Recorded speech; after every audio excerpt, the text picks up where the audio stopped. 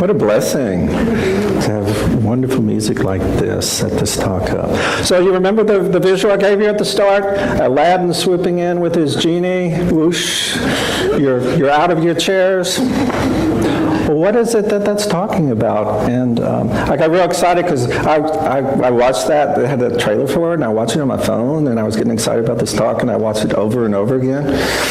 But what we're talking about is this grand and glorious teaching that we have that we call the creative process. We talk about it all the time. We talk about thoughts or things. We talk about it is done unto us as we believe. And for me, the best way to talk about that is to have this impression of this extremely fertile creative medium. I'd like to think of it as soil. And all that soil knows is how to grow whatever seed is planted into it. And the seed that we plant into it are the thoughts that we live our life with. And guess what? The thoughts that we live our life with is the experience that we have in this life. Because Ernest Holmes told us, we don't get what we want, we get who we are. So this is this beautiful teaching we have. And all the soil knows is how to grow things. It can grow a wheat seed, it can grow a heirloom tomato, it can grow an avocado tree, or it can grow this grand and glorious oak tree that we can revere for generation upon generation. And the thing about it is, it doesn't ask us, are you sure you want to put another wheat seed in here? That's all I've been getting from you lately? No, because it knows it has a way to work with you. It's not a punishment, it's a consequence. So if things aren't working for our life, we don't have to worry about pulling the weeds up. We just have to worry about replacing them with something much more powerful, much more beautiful for us. And as we think about, our life will change. And the talk today, I'm going to hit on a softer side of it. We have this great and powerful thing that we call affirmative prayer, that we can focus on one thing and get one thing. I'm going to talk today about changing your entire consciousness and getting more of a life of grace all the time. And Ernest Holmes was extremely proud of this teaching. He was very bold. He wrote his first Science of Mind book. It was actually called Science of Mind and Spirit in 1926. He says, I firmly believe that this teaching can cure poverty, can cure illness of any kind, and can cure unhappiness. And so I thought, well, I'll do a little fact-checking, because all you hear in the news is fact-checking. So I did the fact-checking on poverty, okay? And quite frankly, there's this definition of extreme poverty, and you guys know my background is engineering, not social science. So I really didn't understand the definition. But I looked at the chart.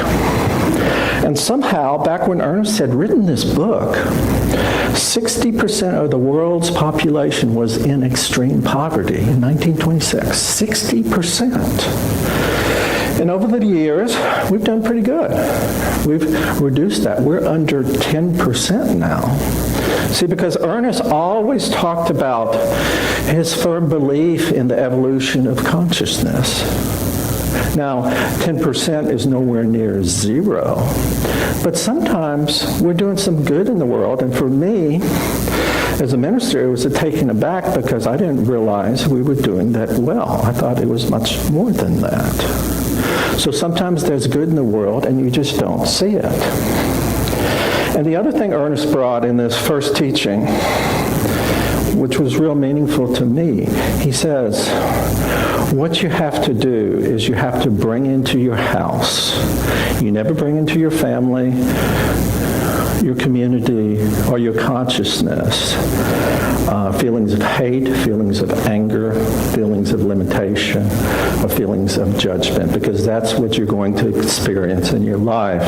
What you want to bring in is this feeling of love that you feel inside of you and all that comes with it. All the joy, all the pleasure, all the life experiences, all the compassion. So he was very, very adamant about that, is that you fill yourself up with what you want to experience. And when you continue to fill yourself up, you will experience that over and over and over again. So my message is, let's use that creative process, and let's do it in 3 ways. Let's first engage our heart. After we've engaged our heart and feel really good about who we are, let's be real clear and engage our mind to give it clarity. And then let's take a step back and let's take action and enjoy the fruits of our work. So let's talk about engaging the heart, because the heart is what gives life the energy, life the feeling, life everything that is. And to engage the heart, we have to build ourselves up with self-love. We absolutely have to build ourselves up with self-love.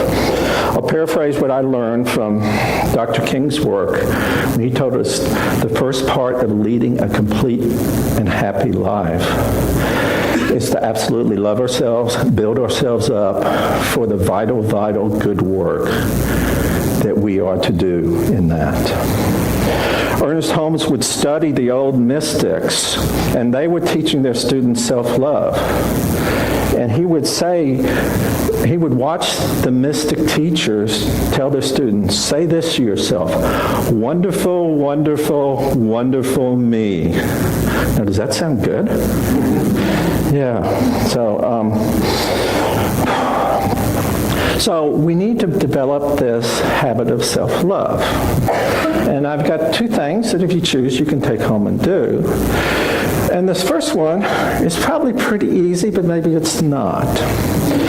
So take 15 minutes of your time and find that part of yourself that needs love. And then appreciate yourself gone wild for 15 minutes. Close the door. No one has to see it. Whether it's your financial body that needs the love, give it to it. Whether it's a relationship that needs the love, give it to it. Just love yourself entirely for 15 minutes. Because we need to get this heart in there. Because where the heart helps us in manifesting things in our lives, we get this feeling. It's not this isolated law of cause and effect anymore that may or may not work for us. We get this feeling brimming up from inside ourselves. It's this creative urge. And that's actually the law at work in our bodies itself. We get this feeling that we were brought here for a specific person and purpose. We get this feeling that we are our brothers and sisters' keeper. It's not just an illusion, and there's something that is within us that touches them. We get this feeling that we're not isolated. We get this feeling that we're not this individual drop in this vast ocean and have no control. We're this entire magnificent ocean and a wonderful and unique drop that is us. So are we feeling the self-love yet? So, if you will, take a deep breath, hug yourself as best you can, and say to yourself, wonderful, wonderful, wonderful me.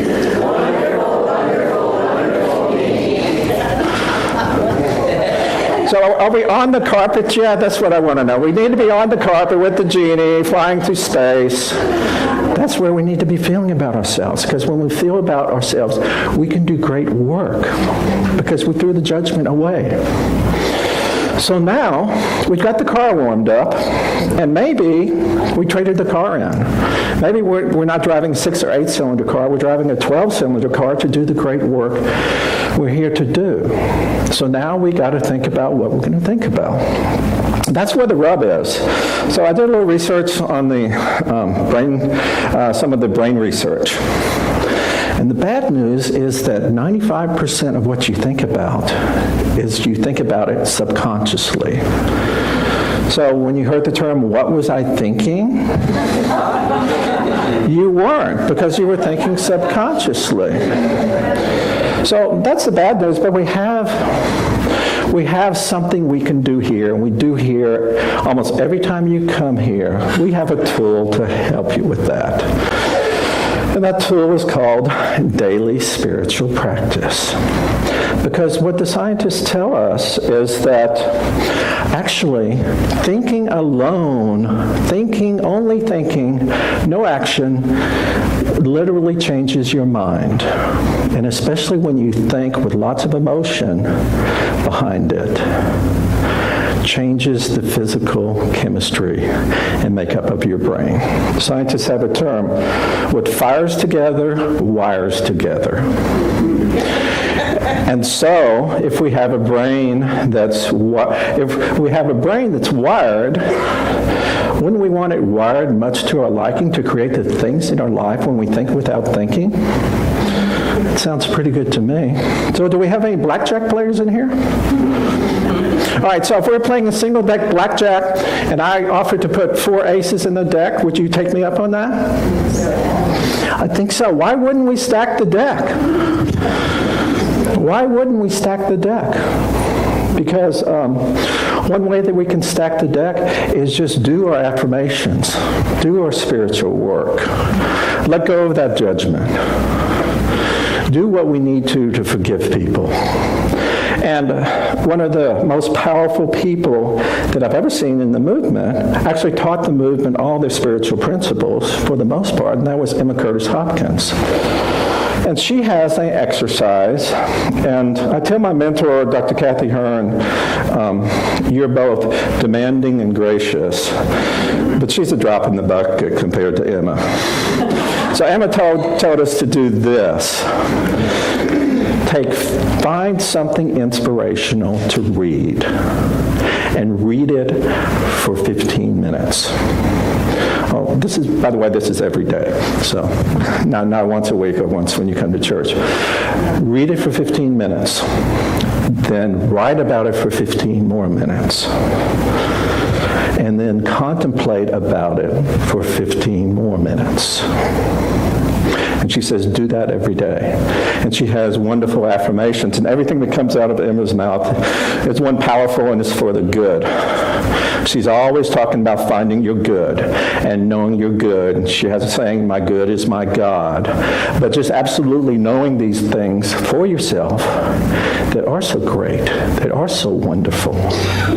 So what happens is, if our subconscious mind we're using all the time, and if we believe the law of cause and effect works, we're actually generating our life from, it's like a storehouse. We can store love, joy, abundance in it, or we can store all these things that we've learned from our parents and our peers, from race consciousness, you'll never have enough, I'm not a good person, everything like that, because the law can create for you a wonderful life, or it can create a life that corresponds to a less than positive self-image. And it's all about what you put in there. What you put in there for that life. And so, don't you think that if we did what Emma was saying, and she told us this 130 years ago, that the brain scientists would probably say we'd be changing our brain? So why would we not, as Ernest Holmes says, for selfish reasons alone, why would we not load our storehouse with things that we want in our life rather than things that we don't want in our life? And so that's how we clarify our subconscious mind. Now we have this wonderful thing here that we're extremely proud of called affirmative prayer or spiritual mind treatment. And you can manifest whatever you want, and these practitioners have dedicated their life to help you do that, to help you know the truth. And when you don't know the truth, they know the truth, and they absolutely are dedicated to do that. But what I'm talking about is working on that part of you that's thinking when you're not thinking. Why wouldn't you stack that storehouse with powers of good, powers of love, powers of joy? And so now you stack that storehouse. Now you have the storehouse, which gives you a plethora of good things to select from, and selecting from when you don't even think you're selecting from. And now the third step is just action. And I know I have some very old, wise students of the science of mind philosophy. They'll tell me, well, Reverend Michael, you don't have to do anything because the law does it for you. All you have to do is know the truth and set your intentions, and everything is fine. That's true, but this third step is more to keep you in check, to more keep you thinking, do I really believe this? So this third step about acting and acting as if you know, because Ernest would tell us you don't know something until you can demonstrate it. So this third step is all about stopping you from taking that little seedling, pulling it up by the roots, and it's not doing very well, and then planting it back in there, and it dies, and say, well, why did it die? Because the belief in it stopped. So my message to you today is stack your deck. Create your subconscious mind to that which you wish to experience. And I thought that would be the end of my message today. But sometimes you have experiences that come into your life. My definition of synchronicity is that when the inner self and the outer circumstances coincide to teach you a great lesson. And for me, believe it or not, that great lesson was me becoming a teen camp advisor. And so I need to step down here to do the self-deprecating part of this story. So, in all honesty, and I know you guys know the answer to this, is how did you really end up becoming a teen camp advisor? Went a long about way, Nicole told me to.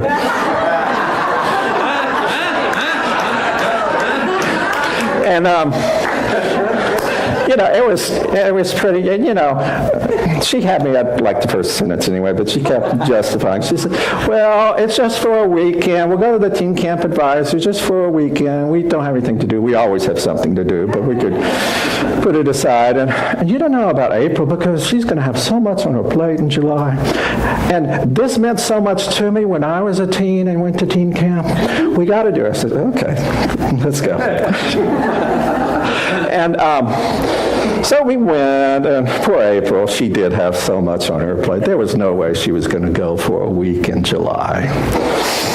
And Nicole, I think she knew this ahead of time, but I don't know. She had ministerial school one of the weekends, so it was yours truly that got to go. So there's two parts of the story. This is the factual nitty-gritty part. So you go there. It's in the mountains. It's supposed to be cool in the mountains? Not so. Not that week. So it's one of those days where you know how when you sweat and sweat crystallizes, and then you do it over and over again and over again. It just sort of builds up and it feels just like yucky. And I can guarantee you, because I looked, there was not one drop of air conditioning on that entire mountaintop where we were. Yeah, and so this was all things I didn't have control over, and so I was put in a bunkhouse with 8 teenage boys for a week. No clothes to wash. The sock smell was horrendous. Is that enough to give you the visual? And then they say, oh, but for the advisors, we'll do you a special deal. You can get up at 6 in the morning and take your shower, and the teens can't get in there until 6:30. But the other half of that deal was the sleep deprivation, because they kept them up to 11 o'clock, so by the time we went to sleep, it was 1 o'clock. So that was all the stuff I didn't have control over. And then there was a piece of it that was self-inflicted. So I learned this lesson that it's probably not a good idea to play with basketball with people that are 40 years younger than you are.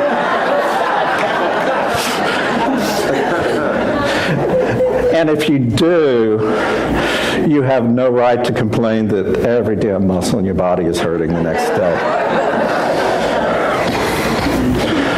So that was the nitty-gritty stuff, and that's what you could have almost predicted. But then there's the magical stuff that happened. So they put that camp together to have a space where the teens can have a spiritual awakening. And what I've always thought, and what I saw there, is that I always thought a barrier to our spiritual growth is that we have too much stuff built up, and we've forgotten who we truly are and where we came from. We've forgotten this essence of spirit that we have. Well, they're not so disposed from it. They're a wonderful group. I mean, they show up and support everyone's individuality. It's extremely low level of judgment there. And when a person's talking on stage and they're having trouble and they're crying and all, instead of turning away or something, they all just take their hands and rub them together and send them love. This is 300 people doing this. And that's the way they function. And I always say that I'm a great manifester, and I took credit for this during the week. You get into these family groups, and you're with two parents. Normally it's a male and a female. And so I manifested this like divine feminine co-parent with me, middle-aged. So she was like Nicole 30 years later. And the people in our group, and you do workshops with them twice a day, the people in our group had serious issues, serious self-worth issues. But what really became clear to me is the difference between them and a group maybe of someone this age, maybe this is a little bit of a judgment on my end, is they're more open. We're all pretty good, I think, at giving love. They're more open to accepting love. Because the ones that started the week with serious self-worth issues, by the end of the week, they were fine and they were falling in love. And, you know, they taught us so much. And it was just a great experience for me. But for me, you know, I had to put my to-do list totally down. I was totally absorbed there. For to me, I gained so much from that. And at the end of the week, I was moved to share something with them, my wish for them. And as a minister, my wish for everyone is for spiritual growth. So my wish for them is my wish for you. And this is what I told them. I know that at some point in time, you will no longer need to feel like you are a victim. More and more, you won't need to feel like you're a victim. And then you'll move on, and you realize that you are powerful beyond your wildest imagination, and you can manifest this life that serves you and serves you very well. And then you will move on to realize that this life really wasn't about you in the first place. Then you realize that you're connected with a few people. Then you'll start co-creating with God. And then somehow, some way, you'll move on and absolutely be an empty vessel for God's Spirit, life, love to do its work with. And be there just to be of service, and your personality is almost all disappeared. So that was my wish for them, and that's my wish for you. And now I'd like to close in prayer. And let's just go inside to that strength and power and love that we truly are. That essence of spirit that glows and is radiant and knows who we are and knows that we are immersed in a world of love. And as we're immersed in this world of love, we know the truth, and the truth literally sets each and every one of us free. And for this world of power, for this world of compassion, for this world of love, for this world where we can be vulnerable and be loved and be healed, I just say thank you, thank you, thank you for the life of spirit that is in me and in each and every one of us here. And if you will, ground this with me by saying together, and so it is. Amen. Thank you.